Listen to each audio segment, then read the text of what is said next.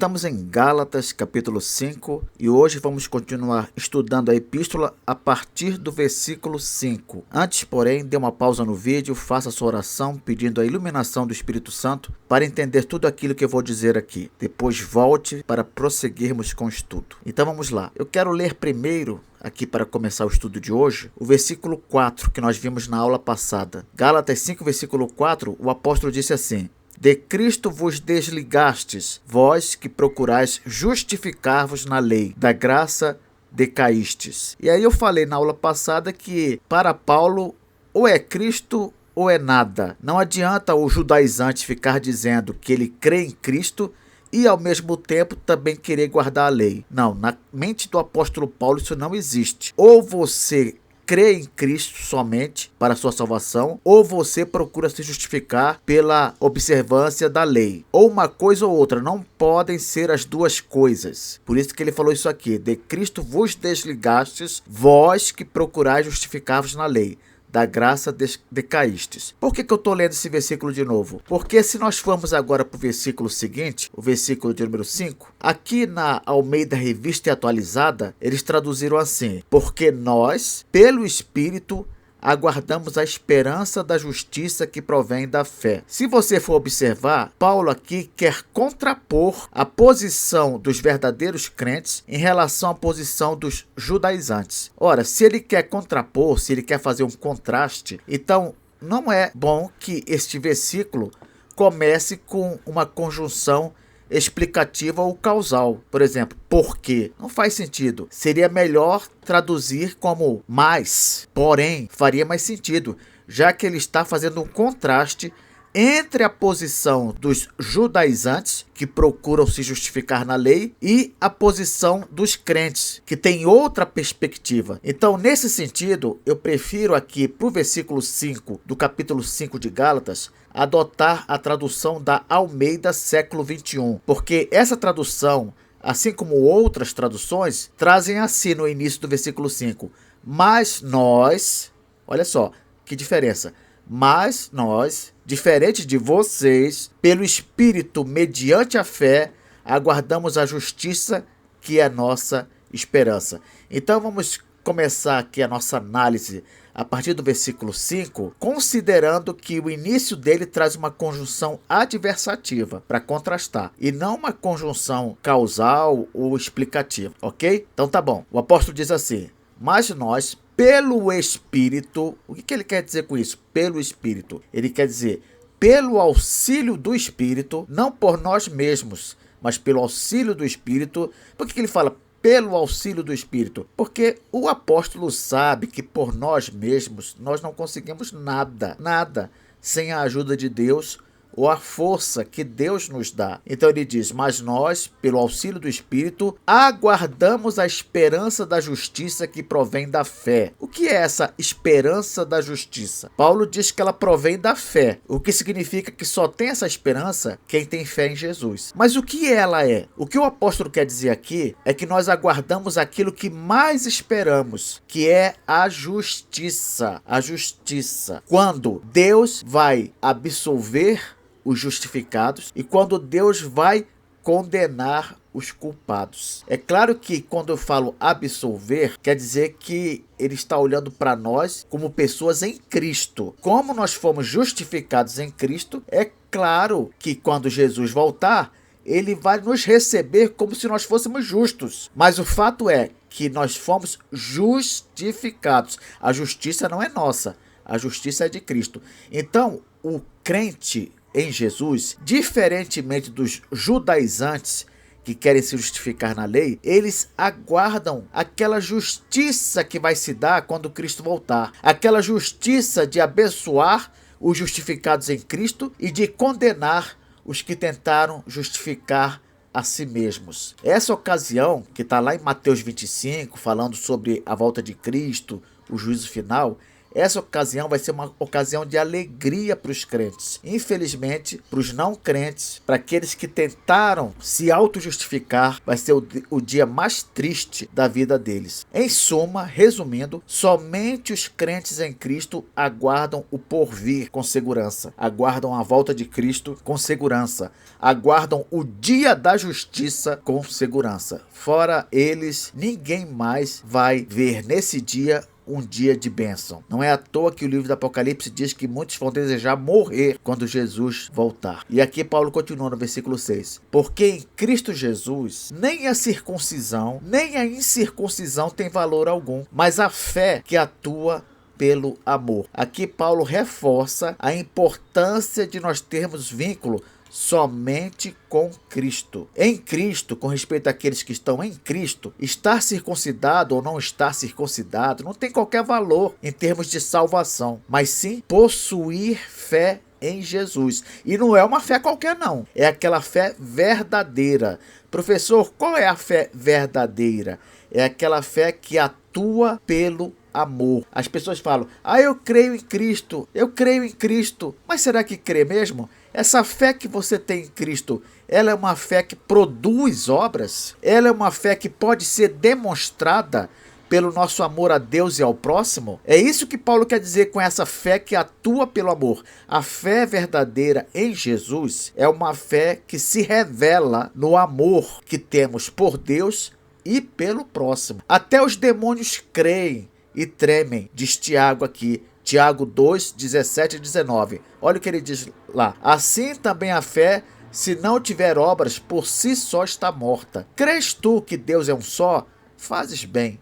Até os demônios creem e tremem. Crer em Jesus no sentido de que eu sei que Ele é o Salvador, eu sei que Ele é o Filho de Deus, eu sei que existe um Deus. Isso tudo o demônio sabe também. Mas o demônio não tem a fé verdadeira.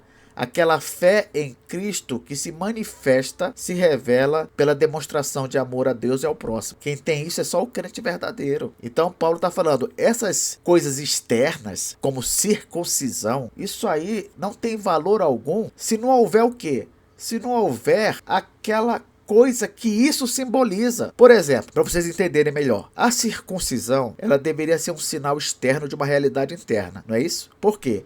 Porque o judeu circuncidado, ele estava demonstrando com a sua circuncisão que ele tinha um pacto com Deus. Um pacto de amor, de obediência. Só que o que acontecia na prática? Na prática, o judeu era circuncidado aos 8 dias de vida e quando ele crescia, ele demonstrava que aquela circuncisão não valia nada. Por quê? Porque ela simbolizou uma realidade interna que nem existiu. Ele nunca, no seu coração, realmente se comprometeu com Deus em aliança. Nunca. Só havia aquela marca externa de uma realidade interna que não existia. Por isso que lá em Deuteronômio 10, versículo 12 a 16, olha o que diz aqui.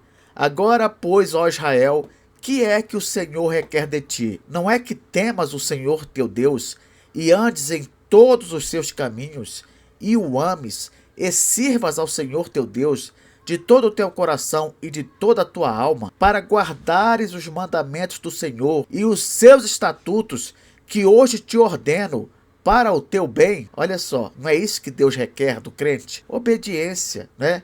Que procure fazer a vontade de Deus, procure agradar a Deus. Mas olha o que Moisés diz aqui na continuação, versículo 14. Eis que os céus e os céus dos céus são do Senhor teu Deus, a terra e tudo o que nela há. Tão somente o Senhor se afeiçoou a teus pais para os amar. A vós outros, descendentes deles, escolheu de todos os povos, como hoje se vê. Circuncidai, pois, o vosso coração, e não mais endureçais a vossa cerviz. Veja que Moisés, falando aqui para os judeus adultos que haviam se circuncidado quando meninos, ele fala aqui, circuncidai, pois, o vosso coração. Por quê? Porque eles estavam circuncidados no corpo, mas não estavam circuncidados internamente, no coração deles. Eles não tinham no seu coração um pacto de verdade com Deus. Aquela circuncisão que eles tinham era só uma marca externa que deveria simbolizar uma realidade interna que não existia. Compreende? Por isso que ele fala também aqui, e não mais endureçais a vossa cerviz. Cerviz é nuca. A figura aqui é como se eles mantivessem a nuca dura. Eles não baixassem o pescoço para Deus. Eram sempre arrogantes. Eles não se submetiam a Deus. Não agiam como se Deus fosse senhor deles. Então, na verdade, aquela circuncisão que eles fizeram quando crianças, não valia nada, não valia nada. Não eram circuncidados no coração, percebe? Um outro exemplo, o batismo. Uma pessoa, ela pode morrer sem ser batizada na igreja, mas isso não quer dizer que ela não recebeu o batismo do Espírito Santo em sua vida, por ocasião da conversão dela, conforme a gente vê em textos como Atos 10, ou então 1 Coríntios 12, versículo 13. E por que eu falo isso? Porque isso confirma que o mais importante é o que de fato Deus fez em nós, dentro de nós, no nosso coração, aquela ação regeneradora do Espírito, e não rituais visíveis que simbolizem essa ação. Nós podemos batizar e devemos batizar na igreja. Agora, se esse batismo ele não simboliza de forma externa algo que houve internamente no nosso coração, então não valeu nada. Da mesma forma, a circuncisão. É isso que Paulo quer dizer aqui nesse versículo 6, quando ele afirma: em Cristo Jesus, nem a circuncisão, nem a incircuncisão tem valor algum, mas a fé que atua pelo amor. Em outras palavras, não adianta nada você ter uma marca externa se dentro de você, no seu coração, você não tem compromisso com Deus. É isso que ele está dizendo. Versículo 7, Paulo continua: vós corrieis bem. Quem vos impediu de continuardes a obedecer à verdade? Aqui o apóstolo compara a vida cristã como uma corrida. É como se ele olhasse para a vida cristã como uma carreira, não é? Como se a vida cristã fosse uma corrida, uma carreira. Obedecer à verdade seria o equivalente a viver a vida cristã conforme o evangelho da graça, servindo a Deus por gratidão e amor, nunca para ser salvo. Às vezes as pessoas elas não entendem essa distinção que a gente faz entre ser salvo por obras e praticar obras porque é salvo. São coisas completamente diferentes. Pensam assim: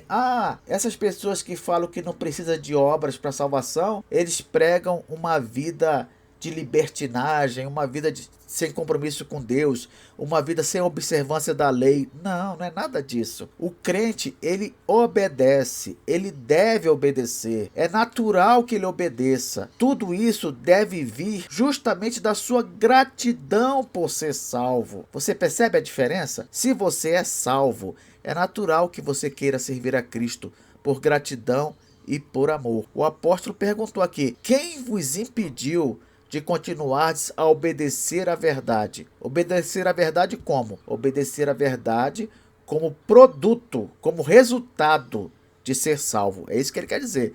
Porque os judaizantes, eles estavam invertendo as coisas. Eles queriam que os gálatas obedecessem, sim, mas eles queriam que essa obediência fosse feita no intuito de conseguir salvação. Esse tipo de obediência não interessa, não interessa. Paulo está recriminando aqui: quem vos impediu de continuar a obedecer à verdade como resultado de que vocês foram salvos? É isso que ele está querendo saber aqui. E ele pega pesado no versículo seguinte. Olha o que ele diz aqui. Versículo 8. Esta persuasão, ou seja, este convencimento de vocês obedecerem para ganhar salvação, não vem daquele que vos chama. Quem é que nos chama em Cristo para a salvação? É Deus, é o Pai que nos chama. E aqui Paulo está falando: esta persuasão não vem de Deus. Essa pregação aí, essa mensagem que vocês estão recebendo, essa persuasão, isso não vem de Deus. Qualquer desvio da mensagem do verdadeiro evangelho não pode vir do próprio Deus. Por isso que lá no começo da epístola aos Gálatas, o apóstolo Paulo diz: se alguém vos prega outro evangelho, ou seja, um evangelho cujo conteúdo é diferente do que eu prego, seja maldito, maldito. Não receba essa mensagem. Aí a pessoa fala: mas eles só falaram uma coisinha aqui, outra ali, não é para tanto e tal. Muita gente, ela acaba indo para o fundo do poço. Por quê? Porque considera essas coisas não tão importantes como deveriam considerar. Elas não acham que ficar pregando o evangelho como os judaizantes pregavam era algo tão sério. Tem gente que pensa assim. Só que Paulo ele faz um alerta aqui no versículo 9. Um pouco de fermento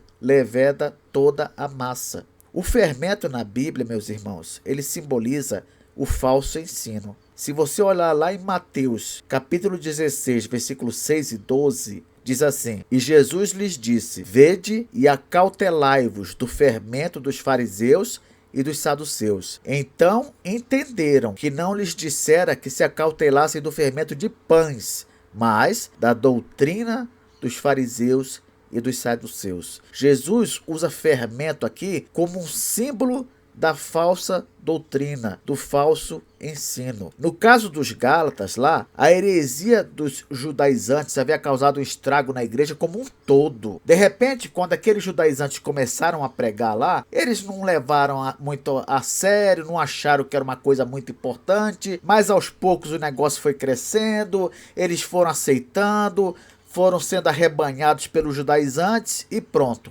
Grande parte da igreja havia sido influenciada pelos judaizantes. Às vezes foi uma coisa que começou pequena. Começou com 2 pessoas, 3 pessoas, 10 pessoas. Começou com um grupo pequeno, mas depois foi aumentando. Quando a gente percebe dentro da igreja uma heresia surgindo, nós temos de cortar logo pela raiz. Pela raiz. Não podemos deixar continuar. Mas os Gálatas não levaram a sério, deixaram a coisa correr, frouxa, e olha o que aconteceu. Paulo teve que escrever uma carta, uma epístola, para tentar ainda recuperar a igreja. Nós vamos parar por aqui e continuaremos então na próxima aula.